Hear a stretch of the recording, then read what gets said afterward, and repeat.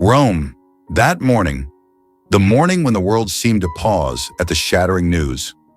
Pope Francis, the compassionate, revered leader of the Vatican, had passed away. No sirens, no screams, just a silent gasp echoing through millions of hearts slowing in sorrow. On the ancient stone steps leading into St. Peter's Square, the soft morning light brushed the marble, blending with a sea of black mourning attire, as if the very sky had bowed its head. The Vatican flags hung at half-staff. A gentle breeze passed like a whispered prayer from heaven. Church bells tolled in long, slow waves, not calling the faithful to gather, but bidding farewell to a soul humanity wasn't ready to let go. The sound pierced the solemn stillness, not loud but aching, like sobs trapped deep in the chest. Time itself seemed frozen within the unfinished hymn. Rows of chairs lined the central aisle, guiding the gaze to the casket draped in yellow and white, the eternal rest of the Pope. People from across the globe, young, old, clergy, lay people, knelt, bowed, and wept in silence. No one spoke. No one dared break the sacred stillness that cloaked the holy ground. Rome was no longer a city that day.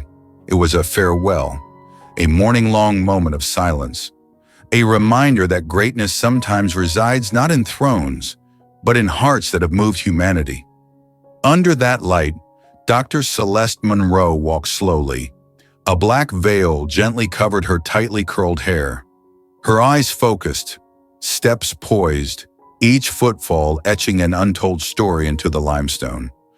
On her chest, a small badge bore the Vatican emblem, simple but enough to signal her status as a senior advisor. But few cared about titles today. Celeste hadn't come to be noticed. She came for a man, a mentor, who once placed a hand over his heart and told her, "Justice is not what we preach, it's what we live." Francis was far from a perfect pope, but he had seen in her, a black woman, the daughter of an immigrant janitor, what many with power never could: intellect and compassion. As Celeste approached the honors section, separated only by a narrow aisle from the cardinal seats, a group blocked her path. 3 men in gleaming black suits, the kind worn by the rich and arrogant.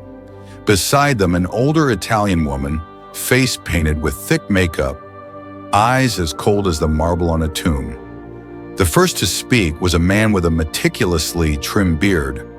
"You're in the wrong section. Services are around the back, right of the chapel." There was no courtesy, just icy condescension. Celeste paused. She said nothing. She didn't need to. The badge on her chest was answer enough. But another man stepped forward, smirking. "Who do you think you are, standing here? This area isn't for people like you." The words "people like you" sliced through the solemnity like a blade. No one around intervened. Some looked away, pretending not to hear. Some raised their phones, not to help, but to record the scene. Celeste raised her head.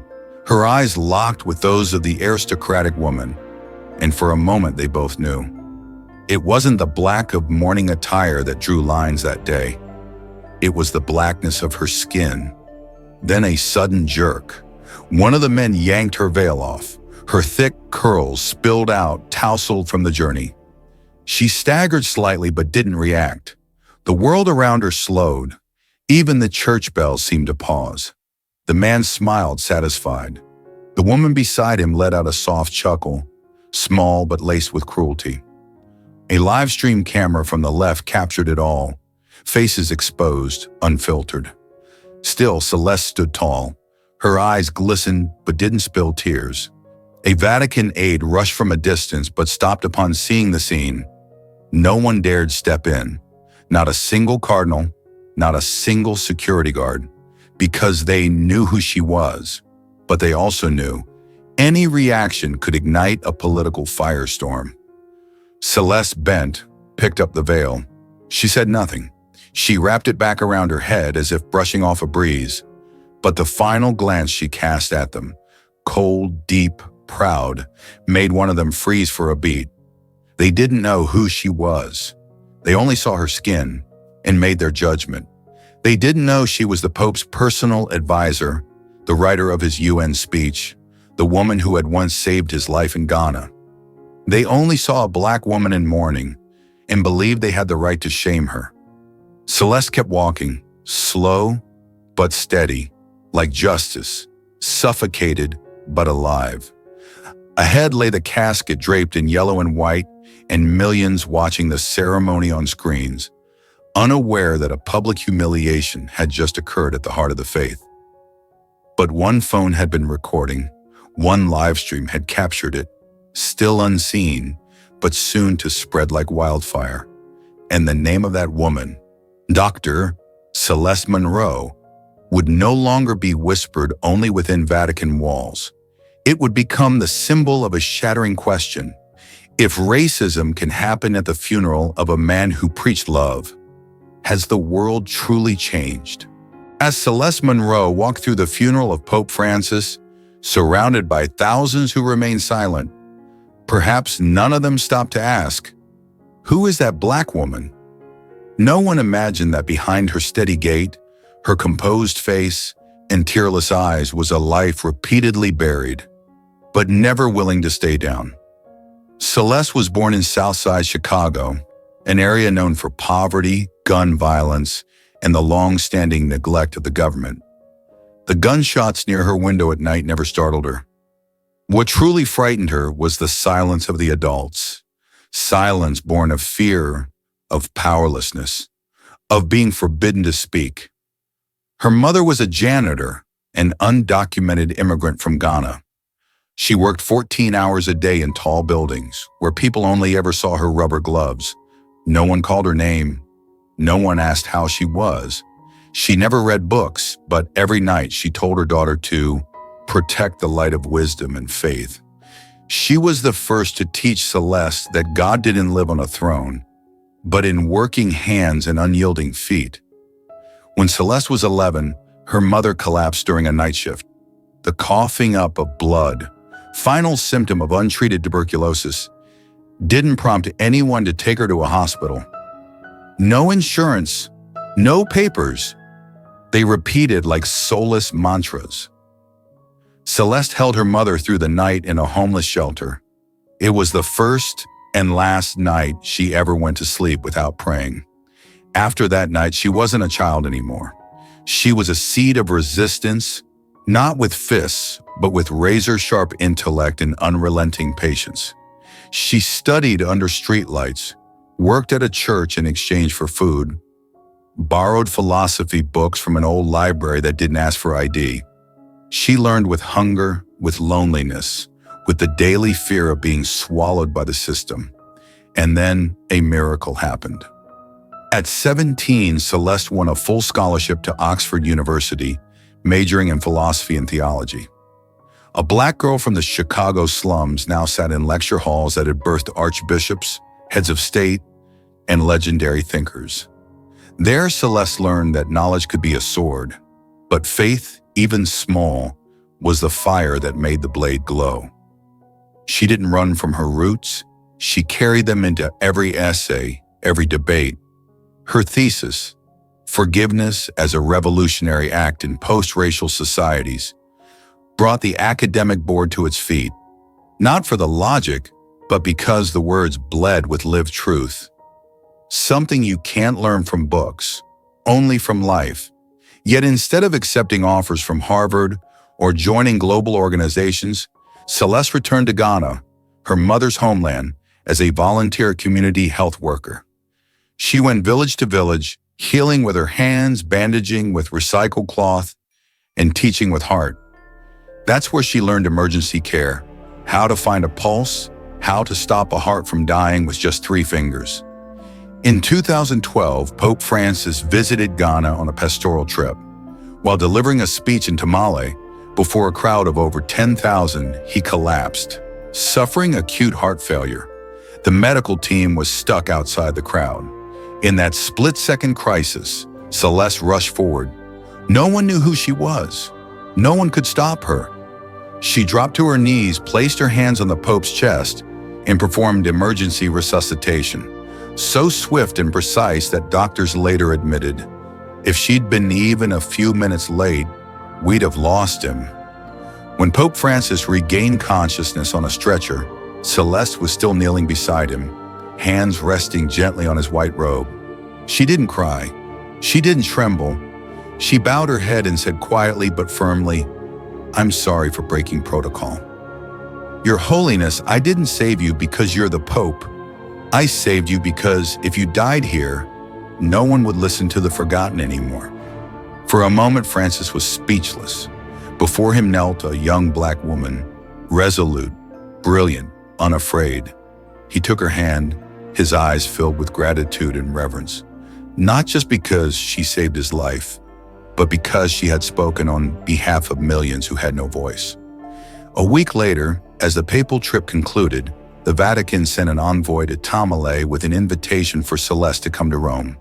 A month later, she officially became a special advisor to the Pope. 2 years after that, she was appointed Senior Advisor for Justice and Community Development, the first black woman in Vatican history to hold such a role. From a homeless girl once shoved out of a supermarket by security guards, Celeste Monroe became who Pope Francis called the Black Conscience of the Vatican, not because of her skin, but because she embodied his belief, no one is too small to do something great for the world. But as with any powerful light, its presence casts sharp shadows. Celeste's very existence unsettled the inner workings of the Vatican. She represented the uncontainable, a mind that wouldn't stay silent, a faith that wouldn't bow, and a skin color that didn't ask permission to stand in a place of honor. And that is why, on the day mourning the very man who believed in her, Celeste Monroe was stopped, humiliated before thousands of eyes. But she did not bow her head. Because bowing is the true death of justice. At the funeral of Pope Francis, while the world was still steeped in sorrow, for Dr. Celeste Monroe, the grief wasn't just about losing a mentor, a man who once placed his faith in her. It was also the beginning of a nightmare that had finally found its voice. The humiliation in St. Peter's Square, the veil ripped from her head, the disdainful eyes of those who had no idea who she was, should have sparked a cry for justice. But when the police arrived, they quickly assessed and dismissed the situation. None of the people who harassed Celeste were arrested. No one was questioned. And when she attempted to file a formal complaint, the Italian police responded with a hollow, rehearsed phrase, "Ms. Monroe, this may have been a misunderstanding. We ask for your understanding." A misunderstanding? A group of white individuals blocked, insulted, and tore the mourning veil off a black woman during a funeral, and that's a misunderstanding? Celeste didn't lash out, not because she was afraid, but because she understood the system all too well. A black woman who responds with anger is called aggressive. A black woman who remains silent is labeled weak. No matter what she did, she would always be defined by something she never chose, her skin. But the worst didn't come from the streets. It came from within the ancient stone walls of the Vatican, the very place she once believed was sacred. When it seemed the darkness had swallowed Dr. Celeste Monroe whole, when the hallowed halls of the Vatican turned their backs on her, when every official voice fell silent or sidestepped, the first light did not come from a throne. It came from a worn-out apartment where a freelance journalist hunched over an old laptop, editing a video. Luca Di Martino, an independent Italian reporter and a COVID-19 survivor, remembered. During the pandemic's darkest days, no hospital would take him in. The only person who came, bringing water, reading psalms at the edge of his isolation tent in the slums, was Celeste Monroe, then a volunteer health worker for underserved communities. They never exchanged words of thanks, but memories, unlike paperwork, outlast fear. When Lucas saw the footage of Celeste's public humiliation in St. Peter's Square, he wasn't a reporter anymore. He was a man with a debt, a witness to truth being buried. Luca uploaded the full live stream, uncut, unedited, showing every second from Celeste approaching the honor section, to the moment her veil was torn off, and the racial slurs that echoed beneath the church bells. He wrote only one line. They didn't know who she was. But now the world will. The clip went viral almost instantly. Justice for Celeste began trending across Twitter, Instagram, TikTok, Reddit. Within 24 hours, it cracked the top 5 hashtags across the Vatican. Millions were outraged, not just for Celeste, but for the silence of those who should have spoken, and the cruelty cloaked in sacred robes. The Vatican isn't just cardinals. The Vatican has Celeste. At the same time, in a small convent outside Florence, a young nun named Benedetta, who once worked in the Vatican's document logistics division, sent Celeste an audio file. Benedetta had quietly recorded a conversation between Bishop La Rosa, a powerful figure in the Canon Law Council, and members of an anti-reform church faction. In the recording, La Rosa stated plainly, "We cannot allow a Black woman, once homeless, to be involved in Vatican policy making. It erodes authority." When Celeste listened to the tape, she didn't sigh. She didn't cry. She simply sat in silence for a long, long time, as if counting every second that had passed since she knelt beside her mother's body in a refugee shelter, and realizing that even now, after everything, she was still being defined not by her mind, but by her melanin. But this time, she was not alone. A group of theology students launched a campaign titled "Bring Celeste Back to Justice." A community of young nuns released a statement demanding transparency and human rights protection within the Vatican. A Mexican priest, famous on YouTube, posted a video breaking down the incident and declared, "If the Vatican casts Celeste out, then God will receive her in the hearts of millions of forgotten faithful." The pressure mounted, and as public outrage spread like wildfire, another truth began to surface. The very individuals who humiliated Celeste at the funeral were deeply connected to an organization funding anti-reform movements within the church. Celeste gave no interviews. She didn't appear on TV. She didn't need to. The truth was speaking for her. In a small room in Trastevere, once her quiet refuge during years of service to the Vatican, Celeste Monroe sat alone, her eyes fixed on a laptop screen.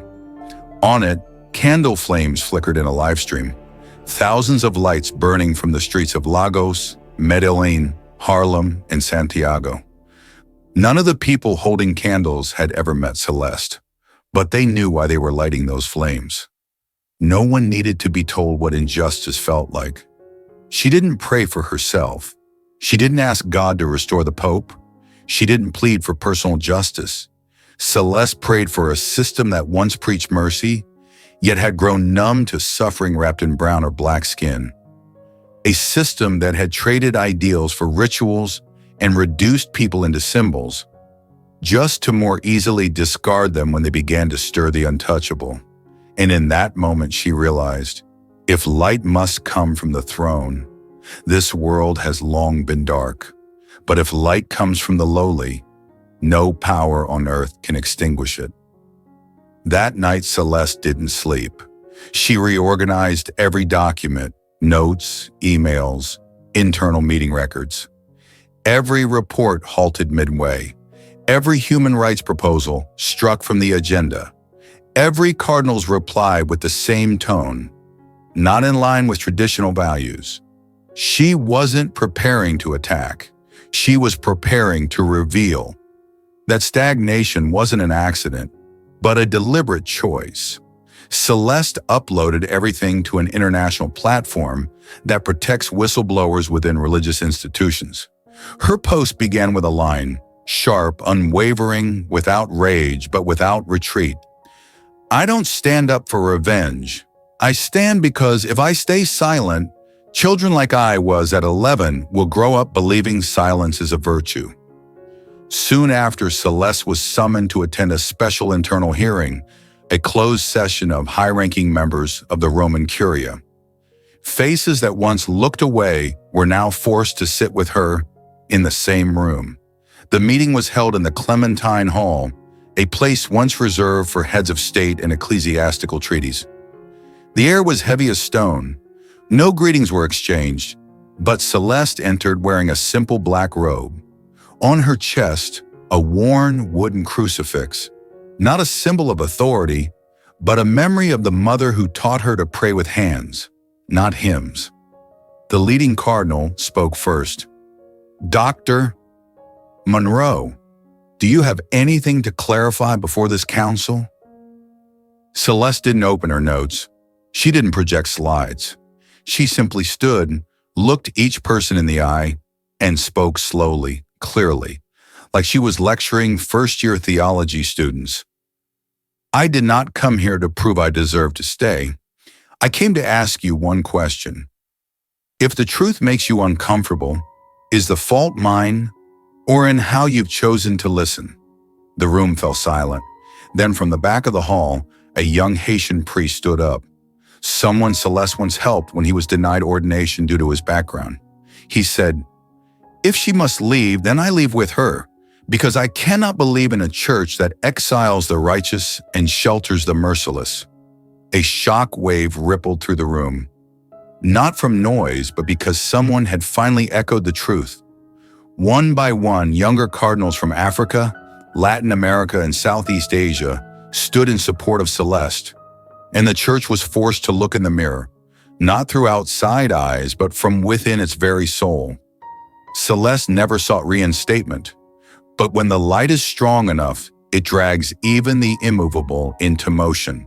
Some people win through fame, others win through power, but Celeste Monroe belonged to neither. In a world where the light of the sanctuary is sometimes just a cover for quiet schemes, Celeste chose the hardest path. She refused to bow. She didn't need a title to prove her worth. She didn't need reinstatement to feel validated. What she clung to was the truth, and what truly terrified those in power wasn't her voice, but the steady, unshakable silence of someone who could not be bought, who would not break. For her, faith was never a feeling. It was a daily act of courage. The courage to believe in what is right, even when everyone else remains silent. The belief that justice does not come from systems, but from people who dare to say no in a room full of yes.